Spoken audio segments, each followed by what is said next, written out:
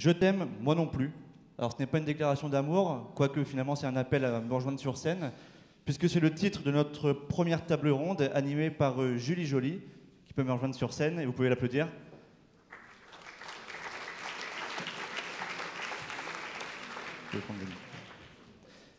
Alors Julie, vous êtes directrice du Centre de formation des journalistes et vous-même journaliste. Voilà. Écoutez, je vous laisse inviter vos intervenants. Oui.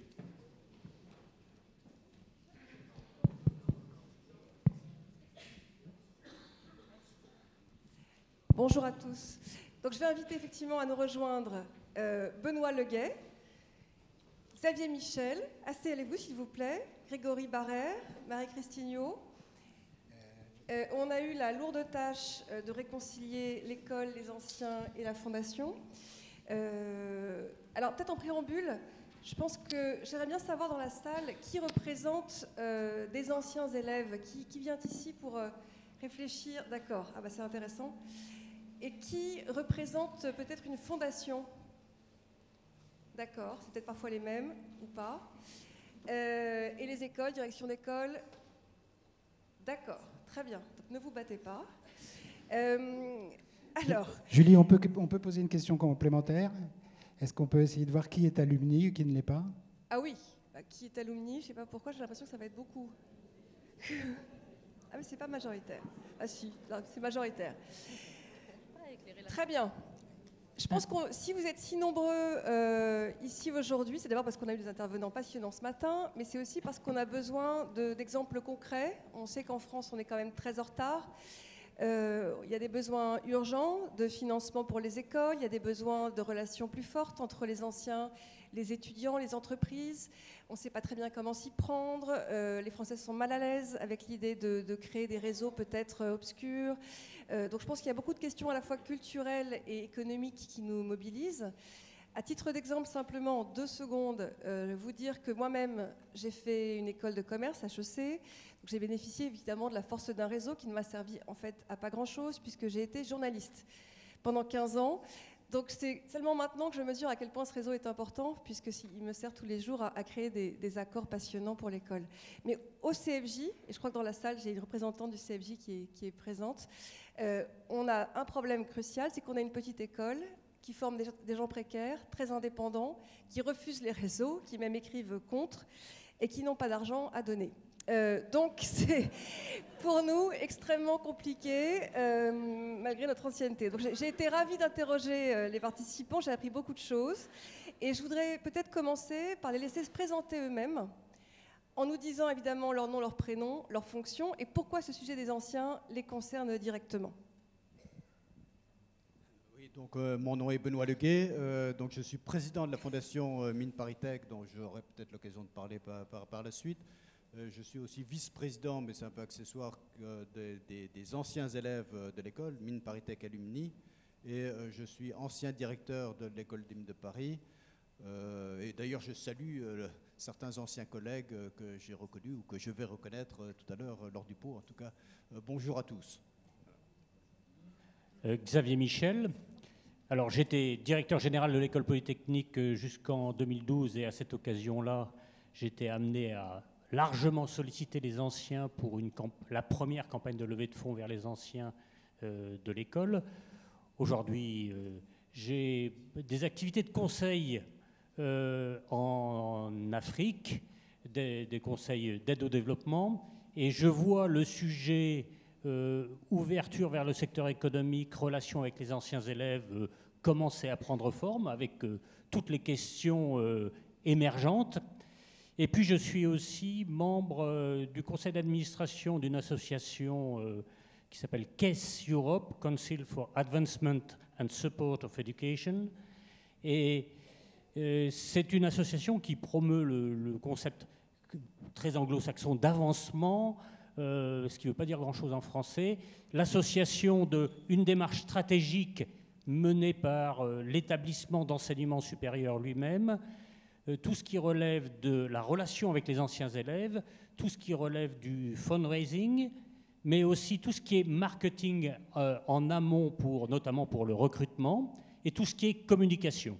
Et cet ensemble de ces 5 actions entre des acteurs d'enseignement supérieur qui sont très largement anglo-saxons, ça donne un regard intéressant sur ce qui se fait ailleurs qu'en France. Si vous faites du conseil pro bono, je suis preneuse. Bonjour à toutes et à tous, je m'appelle Grégory Barrère, je suis représentant du Bureau national des élèves ingénieurs, qui est l'unique association qui en France peut permettre d'informer, former et représenter les élèves ingénieurs au niveau national. Et si je suis ici, c'est aussi pour donner un point de vue étudiant, car mine de rien, les alumni, les associations, les fondations sont là pour les étudiants. Et donc, je vous ferai part de nos avis sur la question. Marie-Christine Huot, je suis présidente de l'association AgroParisTech Alumni. Accessoirement, mais c'est l'essentiel de ma carrière, je travaille dans une grande entreprise où je côtoie tous les jours des anciens élèves de grandes écoles et où on voit effectivement l'influence des réseaux et les interactions avec les écoles. Et donc c'est intéressant. Dans une période de grands changements, je participe aussi activement à la transformation et au changement du modèle de Paris-Saclay. Et donc on sera amené, je pense, à pouvoir en reparler dans ces éléments de transformation. Alors, pour simplifier, donc on a un représentant des fondations, de la direction des écoles, on va dire, un étudiant et une association, président de l'association des anciens. Et je pense que c'est intéressant de les faire dialoguer ensemble. Le premier sujet sur lequel je pense on peut leur demander leur avis, c'est d'abord, peut-être en quelques mots, à votre échelle et de manière très concrète, pourquoi est-ce qu'il faut, à votre avis, réformer, changer fondamentalement la relation école-ancien, fondation, s'il y en a une encore une fois? Pourquoi? Pour faire quoi? Au service de qui? Vous parliez d'étudiants, c'est peut-être un peu le sujet. Vous avez un micro ou je vous redonne le mien? Oui, alors il faut les changer, les faire évoluer, c'est sûr, mais elles existent déjà. Il y a déjà des liens très, très étroits entre ces différentes entités qui ont leur structure morale individuelle. Alors je peux donner l'exemple de Mines ParisTech, c'est ce que je connais le mieux. Donc le directeur de l'école est par exemple au conseil d'administration de la fondation, je suis vice-président du conseil des alumni. Les alumni ont un représentant naturellement au conseil d'administration de l'école. Et on pourrait multiplier les exemples. Enfin, je dirais le rôle de la fondation là-dedans est clairement identifié, c'est de servir, servir l'école. Voilà, nous ne sommes pas là pour essayer de piloter la stratégie de l'école, nous sommes au service de la stratégie de l'école. Et les anciens aussi se sentent au service de l'école?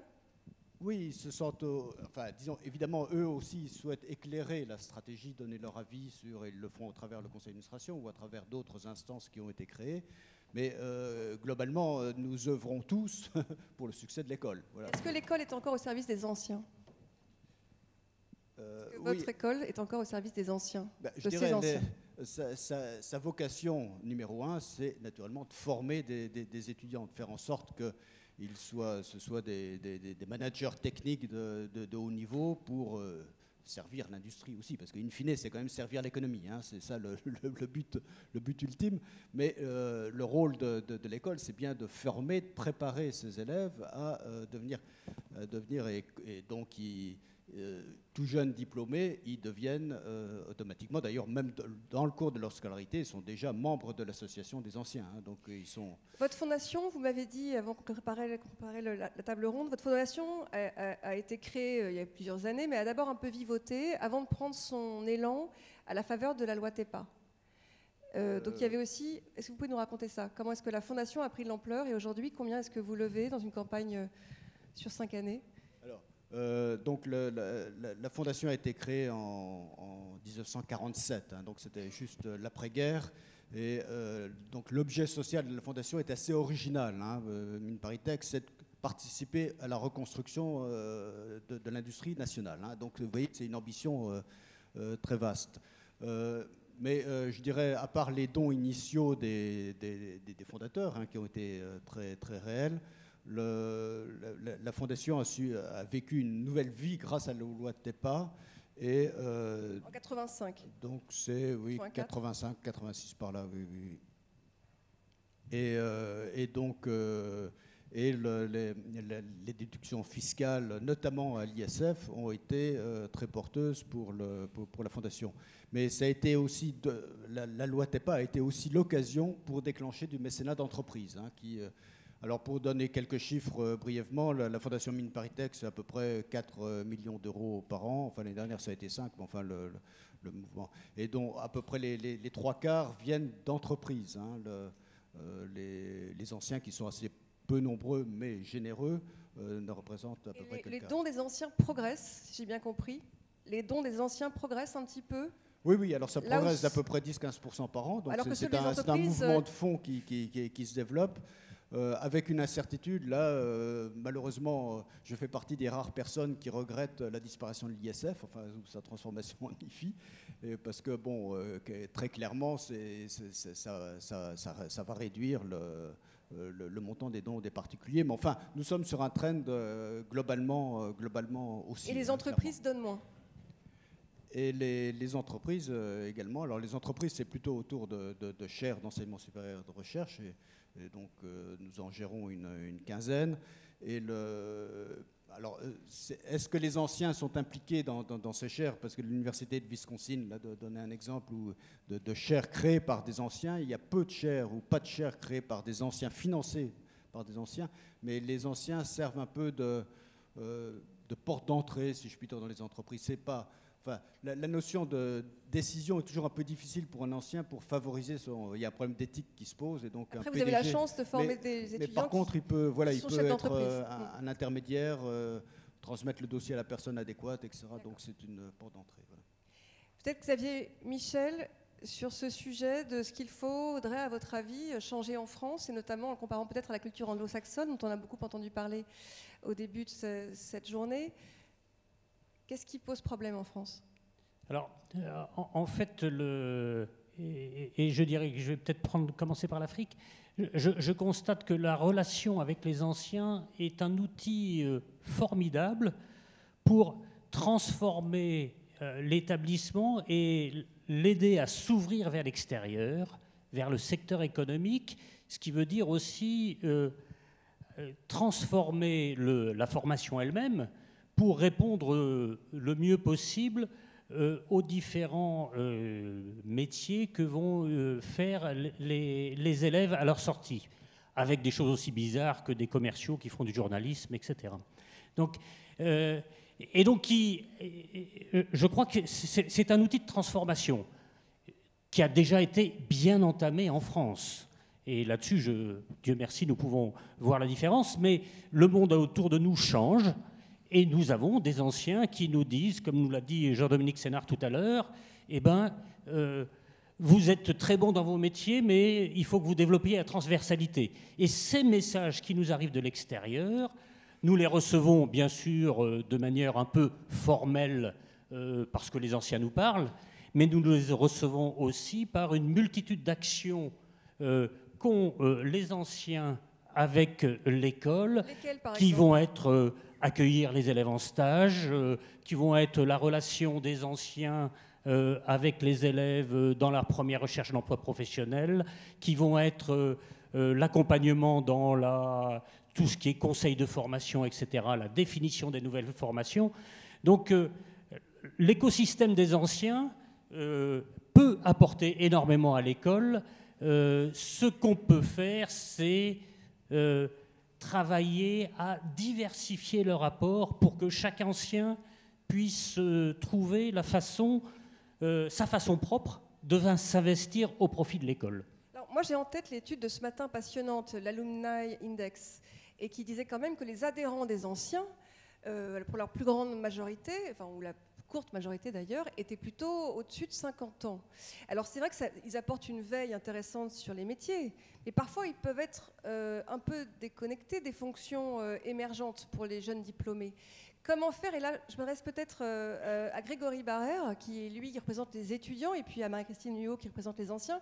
Comment faire pour qu'on attire ces jeunes anciens? Alors, quand on parle aussi de parrainage, on sait bien que le parrainage est surtout efficace quand les étudiants sont sortis à 10 ans de l'école.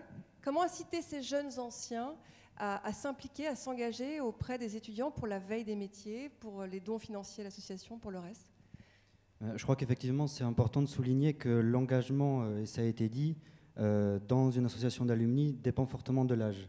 Et en ça, on constate souvent que c'est dans les 10 premières années après la sortie de l'école que souvent les alumni ont ont le lien le plus proche avec les étudiants ou avec la vie étudiante. Il y a une relation très particulière avec les élèves ingénieurs et ceux qui viennent de sortir. Alors qu'au fond, les alumni qui sont un petit peu plus âgés, ont aussi un petit peu plus de recul, apportent autre chose. Et justement, l'intérêt, c'est de pouvoir jouer sur ce lien entre élèves ingénieurs présents dans l'école et ceux qui viennent de sortir pour les faire basculer, si je puis dire, dans cet investissement de retour. Alors encore une fois, concrètement, pour les gens qui nous écoutent concrètement, quelles sont les solutions que vous avez vues mises en place Alors, j'étais impressionnée par l'idée de les week-ends d'écoles qui réunissent beaucoup d'étudiants, les anniversaires, les événements, les galas, les fêtes, ça on sait que tout le monde aime ça. Mais est-ce qu'il y a d'autres manières, évidemment, de créer ce lien, cet engagement, cette relation, en fait, entre les diplômés et les étudiants? Je crois qu'en fait, le point de départ, c'est que les élèves trouvent un sens à s'investir dans l'association des alumni. Et pour ça, il faut entretenir le lien. Donc, on l'a dit, le premier élément, c'est jouer sur les événements qui rapprochent les anciens des élèves en école. Donc, on a cité tout ce qui était gala, événements de cohésion aussi, à une fréquence qui peut être très variable, mais ça marche beaucoup pour recréer du lien. Une fois que le lien est créé, après, il faut lancer des initiatives, des projets qui parlent pour les élèves dans l'école.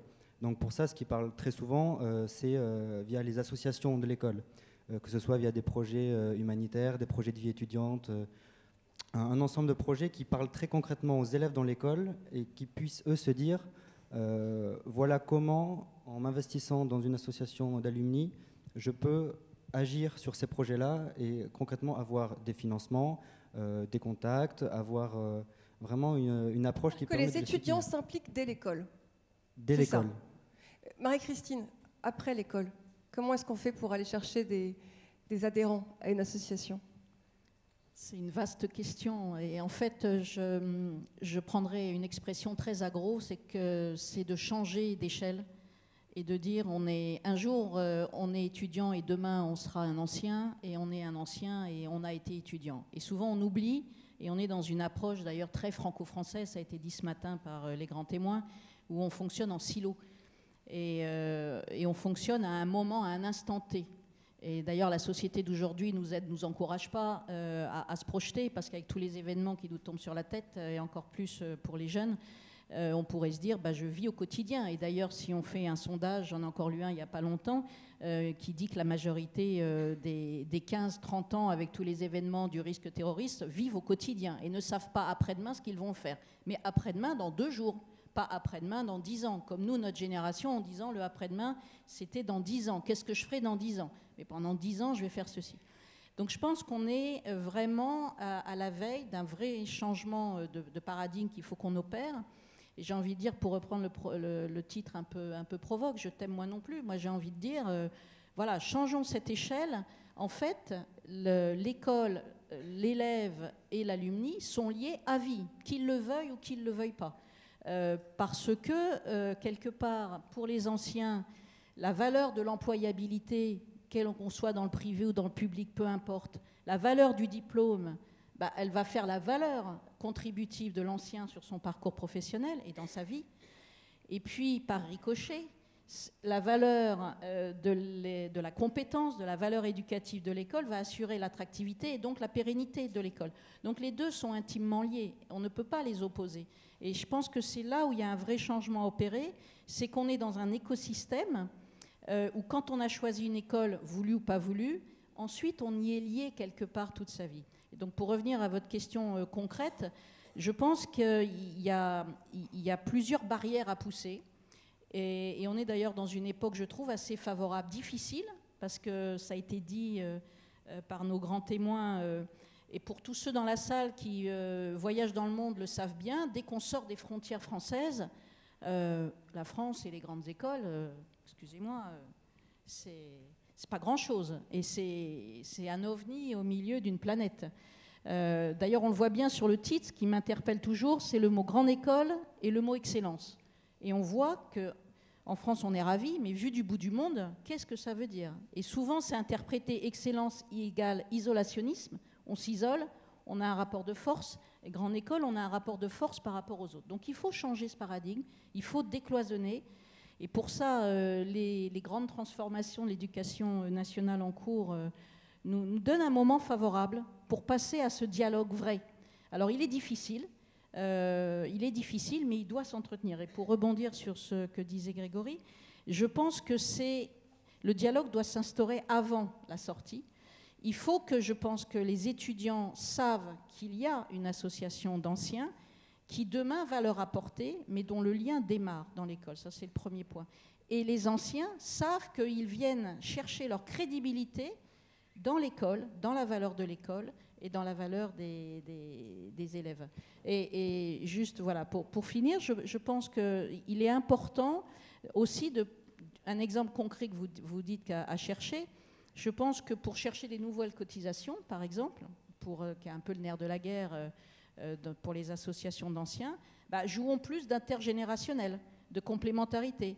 On l'a vu, moi j'étais un peu choquée sur l'enquête, on met d'un côté les anciens, pré-retraités, actifs, après 20 ans de seniors, voilà. Et puis on a les jeunes. Effectivement, ce n'est pas les mêmes attentes. Mais est-ce que c'est la bonne approche qu'on a dans l'avenir? Je ne suis pas convaincue. Est-ce que la bonne approche n'est pas au contraire de jouer l'intergénérationnel beaucoup plus fortement, puisqu'on le voit par de petits tests que ça marche très bien au cas par cas? Alors, je vais vous passer la parole. Juste deux choses qui m'intéressent. Effectivement, ce que vous dites, il y a quand même une série d'opportunités aujourd'hui pour approcher les anciens, les écoles et les fondations. D'opportunités législatives, juridiques et aussi techniques. On a des outils incroyables pour mettre en réseau les gens, les anciens et les diplômés. Xavier Michel, vous vouliez intervenir. Est-ce que c'est au sujet, peut-être, de l'apport d'une association d'anciens? Je voudrais souligner que il n'y a pas de réseau d'anciens si il n'y a pas une intensité de vie au sein de l'école. Un campus, quoi.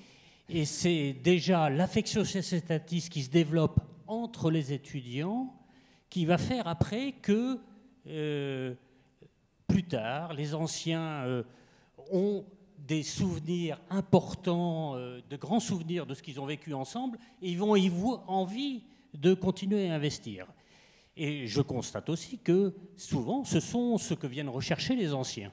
Moi, j'ai été très frappé à l'X de voir à quel point les anciens basketteurs étaient contents de venir jouer avec, de se confronter avec l'équipe des élèves qui étaient là. On venait courir ensemble. Donc, beaucoup d'activités qui sont festives, simplement, font partie des souvenirs importants qu'ont les anciens, qui va les faire revenir à l'école. Cette affectio societatis, elle est quand même importante pour construire après un réseau qui soit un peu plus fonctionnel et aidant sur des sujets d'emploi. On voit bien que ça repose aussi sur les valeurs de l'école. Vous parliez du projet de l'école des mines de contribuer à l'économie et de contribuer à la croissance. Le projet d'AgroParisTech est sans doute encore différent, mais c'est autour du vivant, j'imagine, et on en avez parlé. Le projet LIX, on l'imagine aussi. Puis après, il y a aussi le corps des mines, le corps des X. Toutes les écoles ne sont pas construites comme cela. Pour avoir le point de vue des étudiants, qu'est-ce que les étudiants attendent de leurs anciens, de l'école, d'une fondation? Vous avez, je crois, fait un petit travail là-dessus. Oui, tout à fait. Et avant de le présenter très concrètement, faire une transition avec ce qui a été dit sur l'idée d'imbrication entre les élèves dans l'école et les alumni. Parce qu'aujourd'hui, on ne parle plus vraiment d'anciens élèves, on parle de plus en plus d'alumni. Et qu'est-ce que ça signifie? Ça signifie qu'il faut aussi se poser la question de l'identité de l'alumni. Est-ce que un élève devient alumni à sa sortie de l'école ou est-ce qu'il l'est en rentrant dans l'école? Et je crois que c'est une question que de plus en plus d'écoles et d'associations se sont posées, et on fait en sorte, via des initiatives, de faire en sorte que l'élève, dès sa première année dans l'école, se sente inclus dans le réseau, et pas seulement à sa sortie, pas seulement passer la porte du diplôme et être alumni. Et ça, on le voit aussi dans certaines formes d'associations d'anciens, qui ouvre les portes non seulement à des élèves de l'école, mais aussi, ce qui se voit de plus en plus dans des universités à l'étranger, à des conjoints, des parents, des élèves ou des anciens étudiants, pour au final créer une communauté et non pas seulement un réseau Alumni and d'anciens. Friends, ce que tu disais tout à l'heure. C'est ça. Je ne sais, oui, c'est ça, c'était l'enseignant du Wisconsin. Alors ensuite, pour revenir sur le travail qu'on a effectué au BNEI, ce qu'on remarque, c'est que les besoins des élèves sont très pragmatiques. J'ai quelques retours ici. Lorsqu'on pose la question « Avez-vous besoin des alumni » ou « Qu'est-ce qu'ils peuvent vous apporter ?», les réponses qui reviennent très souvent, c'est observer des parcours professionnels, observer des métiers, avoir des retours d'expérience. C'est un rôle de veille pour les étudiants, un rôle de veille un un rôle peu de veille, stratégique, absolument. Avoir des professionnel. retours sur qu'est-ce qui se passe concrètement, que signifie sortir d'une école et faire une carrière. Se rassurer aussi. Se rassurer. Et non seulement se rassurer dans se projeter dans le métier, mais aussi se rassurer dans l'image de marque qu'a l'école. Est-ce qu'ils ont conscience des besoins financiers de l'école, les étudiants? Pas toujours. C'est une question qui... j'en vois beaucoup qui sourient. La question du financement est souvent une question qui est un petit peu technique ou périphérique. C'est ce que disait Monsieur Todd, c'est-à-dire qu'on n'a pas le droit, en France, dans une école, de parler d'argent. On ne peut pas expliquer comment fonctionne une école. Je parle là aux anciens directeurs d'établissement. Comment est-ce qu'on explique la façon dont une école se développe, se construit, et à quel point elle a besoin de l'engagement de ses anciens, de ses étudiants, et y compris financièrement? Oui, je pense que la perception des élèves entrants vis-à-vis des questions de financement va, au moins dans un certain nombre d'écoles, s'accroître, parce que les droits de scolarité sont en progression assez forte dans certaines écoles. Enfin, je ne parle pas du ministère, celle qui relève du ministère de l'Enseignement supérieur et de la Recherche, mais les autres des ministères techniques. Enfin, je crois qu'à Mines ParisTech, à Centrale Paris, me semble-t-il, c'est de l'ordre de 3 000, voire 4 000 euros par an. Ils ont récemment montré qu'ils avaient beaucoup augmenté au cours des 10 dernières années. C'est ce qui est naturel. Donc, quelque part, les droits de scolarité de ces écoles techniques commencent à se rapprocher de certaines écoles privées, ce qui ne va pas sans soulever certaines questions d'ailleurs. Mais enfin, je veux dire que la sensibilité des élèves vis-à-vis du financement de l'école va aussi se transformer. Et je pense que c'est sain, en quelque sorte, que l'élève ne soit pas simplement un usager, mais soit aussi quelqu'un qui perçoive, en quelque sorte, la valeur de la formation qui lui est délivrée. C'est une formation qui a un prix, qui coûte très cher, qui engage beaucoup d'enseignants-chercheurs, dont c'est la vie à 100%, qui excellent dans leur domaine. Et il faut que l'élève perçoive la valeur de ça. Alors, les anciens contribuent aussi de plus en plus, parce que le mécénat, c'est quelque chose d'assez récent, et donc ça date de 10-15 ans, à la fois les élèves, les anciens, sont de plus en plus associés, en quelque sorte, au financement de l'école. Et je pense que cette vision, en quelque sorte, va transformer aussi l'école et la façon de fonctionner.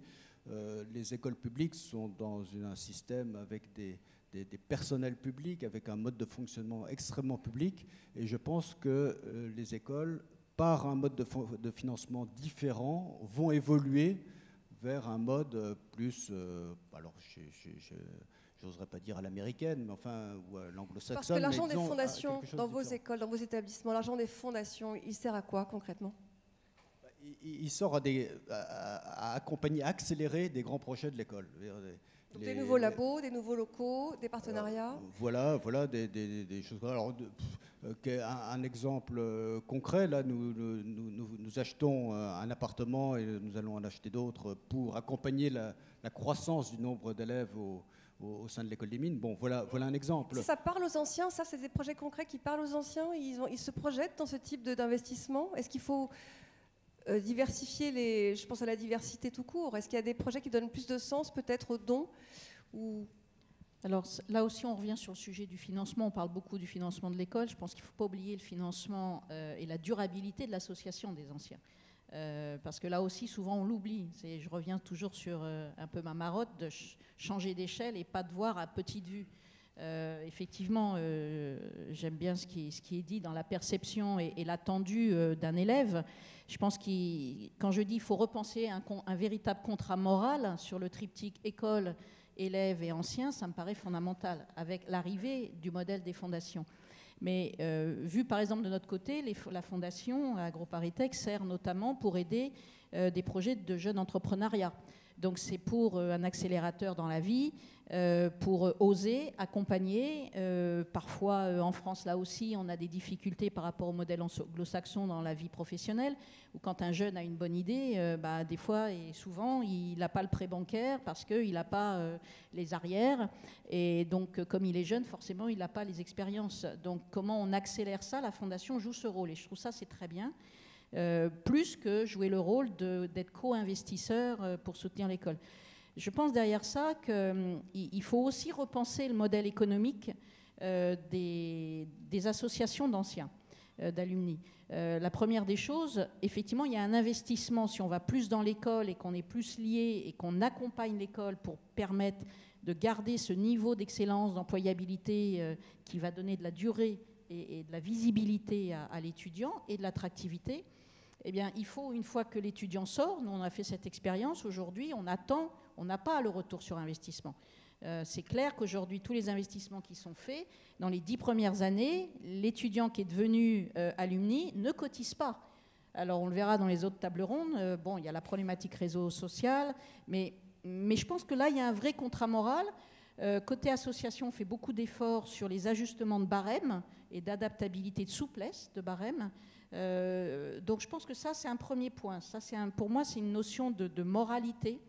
Et la deuxième chose qui est devant nous, c'est ce qui a été dit ce matin, et je pousse assez aussi à ça, c'est qu'avec le décloisonnement, on va vers les doubles diplomations. Donc combien il y a d'ingénieurs qui vont terminer ou compléter à l'ESSEC, en commercial et vice-versa. Et donc après, qu'est-ce que fait l'alumni? Il cotise où? Donc là, je pense qu'on a aussi un travail collectif à faire de comment on va penser des barèmes communs pour faire vivre le modèle économique associatif. Parce que le choix, ce n'est pas une fin en soi, parce qu'on retombe dans la logique du silo et du choix, et qui, à mon avis, n'est pas l'avenir, face à l'international notamment. Xavier Michel. Alors, mon expérience, c'est que la double diplomation, ça a plus un effet d'entraînement qu'un effet de frein. Et au moment où on a lancé la campagne pour l'X, très clairement...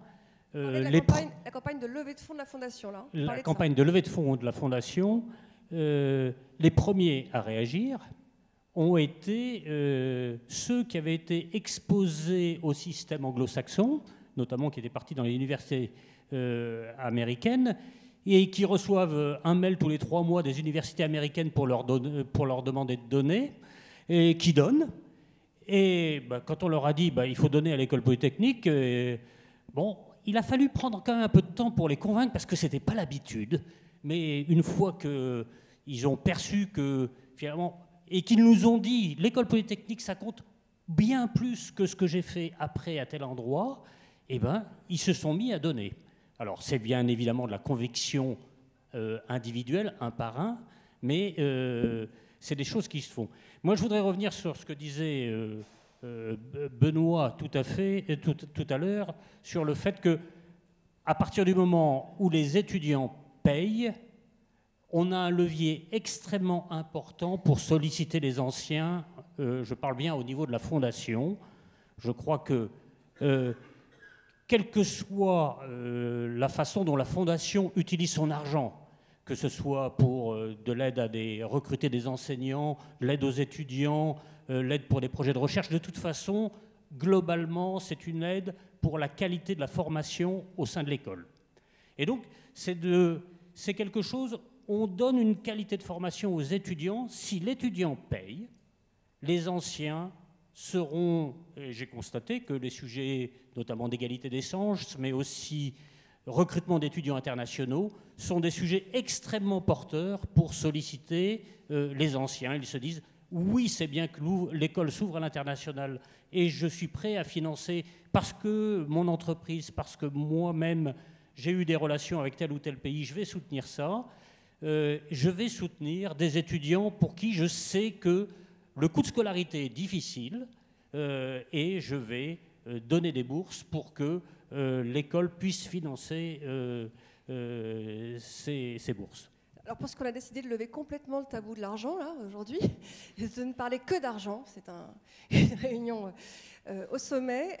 Vous m'aviez parlé, je crois, Benoît Leguet, du fait que les promotions, dès leur arrivée à l'école, alors je ne sais plus si c'est au MIN ou à l'X, à vrai dire, se cotisaient tout ensemble pour faire un don à la fondation, le don de la promotion, où pour aider des élèves boursiers et favoriser la diversité, ou vous donnez des bourses d'études aux étrangers. Est-ce que c'est bien ça? Est-ce que c'est vos deux écoles? En tout cas, c'est au Mines, mais je crois que l'X le pratique aussi. On appelle ça le class gift, donc c'est un mot anglo-saxon parce que beaucoup de choses sont inspirées de... Et donc, effectivement, les élèves d'une promo se cotisent. Donc, alors, il faut dire, c'est des petits dons. On n'a pas encore reçu 1 million d'euros d'un élève. Mais enfin, bon, on peut espérer. Mais c'est quand même 10 000 euros pour payer une bourse à un élève. Mais voilà, c'est leur apprendre à donner.